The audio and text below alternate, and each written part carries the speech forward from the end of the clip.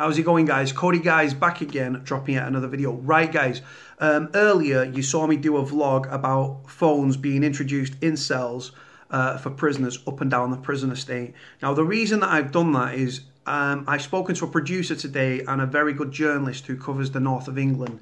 And they said, look, there's a story coming about prisoners and about in-cell telephones being introduced for all prisoners. Now, it came out months ago that this was going to happen. They spoke about it in the last few weeks. I've seen little stories here and there, little pockets of stories and stuff, right? It was an embargoed story that's lifted at midnight, so I'm bringing it to you guys. This is a story in The Independent. The Mail are also running the story on their front page, right, which is really angering me again, because they're saying so much for justice, minister, and all that, because they're saying that they've actually incorrectly stated that the rollout for those that don't know, every prisoner in England and Wales is going to have a landline put in their cell. The landline socket's already there, but the actual phone itself, and it's at a cost of, I've seen 17 million, sorry, by the Daily Mail, and I've also seen 10 million by various other media outlets. So one saying 17, the rest of them are saying 10 million. So I'm going to go with the 10 million. Now, like I say, people are saying, oh, the taxpayers' money and stuff like that. That these people on the right side of the tracks that are absolutely clueless, right, and are not looking at the big picture. There's fewer police on the streets than there's ever been since 1996, since comparable records began. Over 20,000 police officers are off the streets. Frontline police stations are closed down, right? It's left places unpoliced, and youths and criminals are running feral, right? Now, prison is the last line of defence when it comes to rehabilitation, right? Now, for me, rehabilitation right now is a made-up word. It's a politician's word. So people like the Justice Secretary, David Gauke, who's the son of a police officer, high-ranking, obviously, can wear a suit and feel important. The same with the Prisons Minister, Rory Stewart, saying all the right things, but again, these people are residing over, these people in government that are normally born into middle-class families, right, are like they're ruling over prisoners who they can't relate to, right? Now, like I say, these in-cell telephone things is a fantastic idea. It's a great initiative. One problem. What's the point in giving a prisoner a phone in his cell so he can speak to his loved ones through the prison PIN system via approved numbers, right, which the prison pre-approve, right, by ringing you up and stuff like that. At Forest Bank, they don't even ring you. You put a number in and they just clear it, because it's a private prison and it's all about financial gain. So they're not going to use their landlines to ring mobiles, because it's going to rack a bill up for them, and they want to make money. So they just clear the numbers. Even if I was on public protection unit and they're still clearing numbers.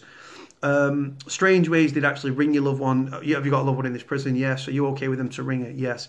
Right. But what's the point in giving prisoners in-cell phones if they can't afford to use them? The reason that mobile phones are massive business in prison is because some people, prisoners, carry out illegal activity. They get, you might be on remand and you're trying to get people to retract the statements. You're ringing them up. You're getting the boys to go around, threaten them. Blah, blah, blah, witness intimidation sort of thing. You've got other prisoners that are part of drugs gangs and organised crime groups, right, that are trying to pre-plan and plan getting shipments of contraband into the prison so they can make money. And it goes on, guys, believe me. On the flip side of that, there are a lot of prisoners with children and a missus in prison, right? And the prison phone is so damn expensive. Like I say, landline to landline, not everyone's got a landline, guys. Most people that I know that have been through prison have been ringing from the prison phone to a mobile. Talking 40p a minute. Like I say, £10, about £10 credit a week, you're looking at about 25 minutes, 24 minutes, give or take, right? For £10, right? £10 just imagine that over the course of a week, 2 weeks, 3 weeks, 4 weeks, right? It's cheaper to buy a mobile phone. And this is the thing. So the Ministry of Justice are rolling these out thinking it's going to reduce the demand and the use of mobile phones. For me, the way to reduce the demand for mobile phones as a former prisoner is simple. It's make it so prisoners can receive incoming calls. We're in nearly 2019, guys, right? They're spending money on the X, Y, and Z, right, around prisoners, right? Pump it into prisoners. Make it. Do you know what? Right? If the prison minister, right, Rory Stewart and David Gauke actually listen to people like me, I'm not an expert on anything, guys. I'm an expert in my own life, but were to listen to me as an ex-con and was to actually take on board. Well, actually, if we do it's going to cost us X amount, but by making it so prisons can receive incoming calls via the prison PIN system between the hours of 8 a.m. and 10 p.m. or 8 a.m. and midnight, right? It's going to reduce reoffending. It's going to reduce the demand for mobile phones. I know this sounds crazy, guys, but I know what I mean by this next comment. It's going to reduce self-harm, and it's going to reduce suicides because, like, you could say you were suicidal, for example. You're in your cell. You can ring out and you can also receive incoming calls. You're suicidal. You've got, I don't know, 40p on your phone, 45p. You one ring your loved one. You ring what your loved one rings you back, right? She can talk you out of suicide. Example, when I was in Strangeways, guys, right, I was on remand, yeah. I've been knocked back on bail app after bail app after bail app, yeah. I needed another change in my circumstances to get another bail app, yeah. I thought I was never getting out of jail, man. There was no evidence against me, guys, because the allegation was malicious. It was made up by a former friends turned police informers, right? And I'm not going to lie to you. Yeah, I was contemplating suicide. I got on the phone. I even wrote a suicide letter to my ma that she still got, that she's never opened, right? Because I never thought I was getting out. I spiraled into depression. I got unlocked eventually, get on the phone, spoke to my ma. It keeps me living. It keeps me focusing on the end of the tunnel, looking at the bigger picture, what's in the distance. My family are there, support network. It's something to live for. And by prisoners being able to receive incoming calls, I think that it would definitely, in part, reduce self-harm, suicides, the demand and use of mobile phones within prison, only partly because, like I said, you've still got that criminal element, right? And then that would be reflected in the figures and stuff. And also as well, what we need to remember is prisoners who have that family contact and that support network whilst in prison are 39% to 40% less likely to reoffend. That's Lord Farmer, as he states. It's mentioned in here 40%. Lord Farmer's official statistics were 39%, so 1% difference. It's neither here nor there. But the point is, it aids rehabilitation. And I'm all for rehabilitation because prisoners should be about nurturing prisoners and re-engaging disenfranchised people. The way the current system is, and all those on the right side of the tracks that want to demonise prisoners and want to brutalise us, it's not conducive to rehabilitation. It is, nor does it act as a deterrent. If anything, by brutalising prisoners like those on the right side of the tracks want to do because they're ignorant and they haven't got a clue, that succeeds in demoralising the prisoner, desensitising the prisoner, who probably already desensitised in part, dehumanising the prisoner and making them even more disenfranchised than when they entered the system. That creates monsters. And the last thing you want is prisons churning out angry men and women, right, who have made more criminal connections because they've been in prison, because the longer you're in prison, the more criminal connections and friends you make. That's the reality. And it can actually germinate the problem, right? And there's fewer police on the streets. The police are a non-entity. The frontline policing has been decimated under the Conservative government, right? Crime rates are going through the roof. Reoffending rates are costing the taxpayer £13.5 to £15 billion a year annually. There's fewer police. The police are a non-entity on our streets. They're a non-visual deterrent on our streets. Community police stations are closing down. Police response times are down. Crimes are going unsolved and even uninvestigated, guys, right? And that's the reality. What do I know? I know nothing about nothing, guys. I'm thick as pig shit. I'm an ex-con. I'm a former prisoner, right? But do you know what? It angers me, guys, because I've been in jail. I'm not stupid. The reason that I've got my idea and my thought process and my opinion is because I've been in jail. I've been a criminal. And I think for a thick, uneducated street kid, I think I've got some okay opinions on it. And I think I'm more informed than those that haven't got a fucking clue that they're on the right side of the track. Oh, no, we look down our nose at criminals, you know. What's weird from an arsehole, mate, with fart, you know what I mean? Right, anyway, after 9 minutes, I'm going to finally get into the story. Right, link in the description below like I always do. Story in The Independent. Pardon the rant, guys, I'm on one. Right, the headline reads, prison access to in-cell phones expanded by 10 million scheme to cut reoffending. Officials say demand for illicit mobile phones is driving organised crime and violence. True to an extent. A £10 million scheme to give more prisoners access to in-cell telephones has been unveiled by the government as part of efforts to cut reoffending. Officials said the restricted landlines would also reduce tension amid record levels of self-harm and attacks in prisons across England and Wales. It is hoped that this access will cut demand for illicit mobile phones smuggled into jails, which are linked to violence and organised crime. The Ministry of Justice cited research suggesting maintaining family ties from jail can cut reoffending by 40%. At this time of year, more than any other, we're reminded of the importance of family. Can't disagree with that. And there can be few groups that this applies to more than prisoners. Talking sense. This was from the Justice Secretary David Gauke. In-cell telephones provide a crucial means of allowing prisoners to build and maintain family relationships, something we know is fundamental to their rehabilitation. Introducing them to more prisons is recognition of the contribution I believe in-cell telephones makes to turning prisons into a place of decency where offenders have a real chance to transform their lives.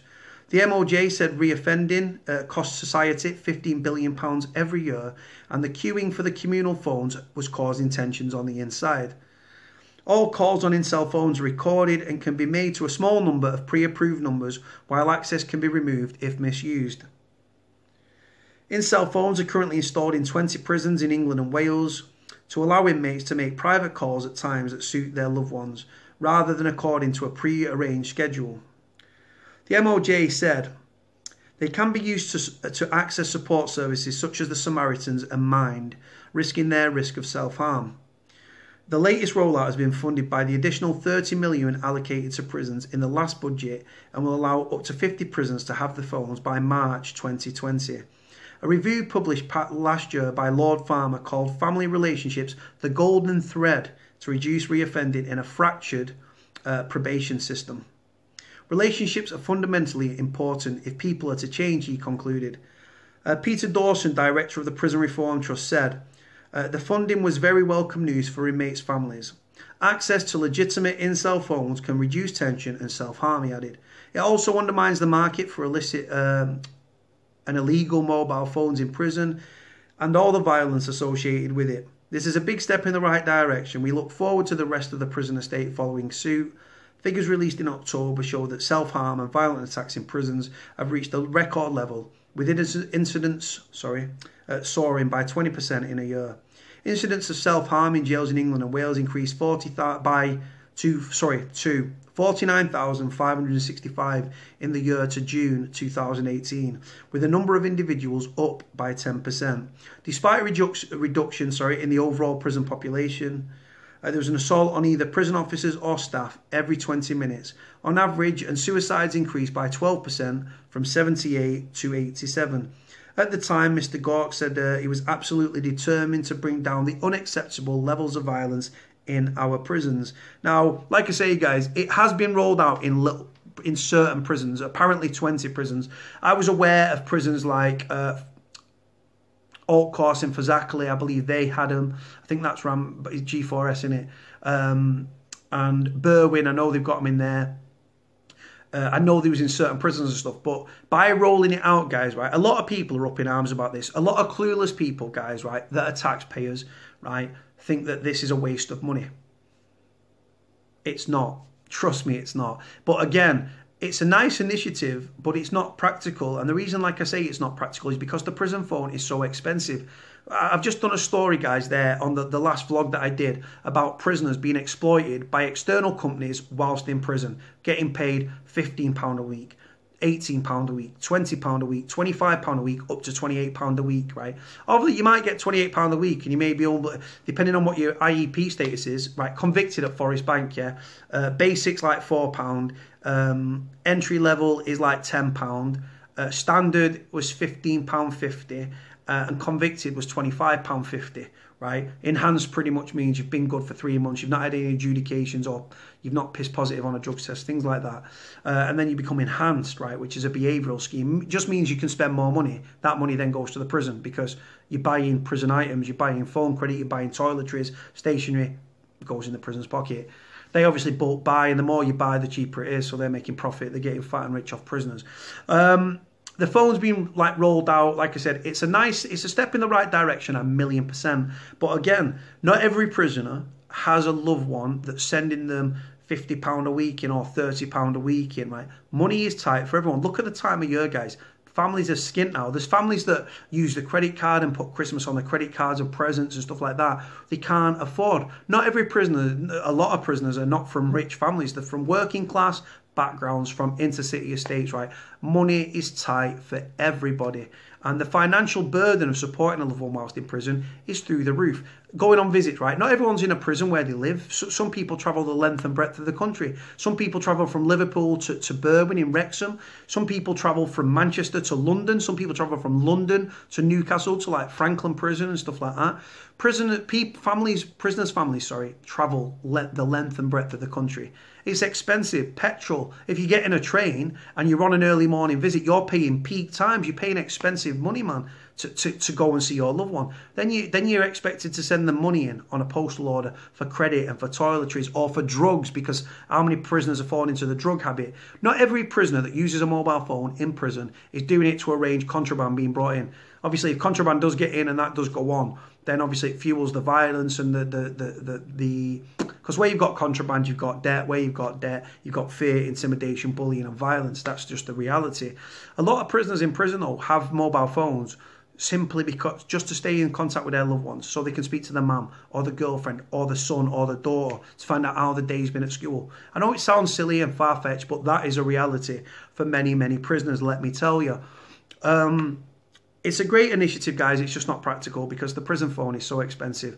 And the only way that I think that it's going to change is if prison officers in the next year or two, the Ministry of Justice, roll it out and make it so that prisoners can receive incoming calls. There's got to be a way that prisoners, it's nearly 2019, can receive incoming calls via the prison PIN system, where it generates an extension number and only 5 or 6 or 7 numbers can ring that number throughout the day. The calls are still recorded, the numbers are still pre-approved, security remains intact. It will reduce self-harm because they can ring the loved ones and the loved one can ring them, right? If you've got 50p on your credit, you can ring them and they can ring you back and stuff, and you say, oh, I'm thinking about slashing up, or I want to top myself, I don't want to be here anymore.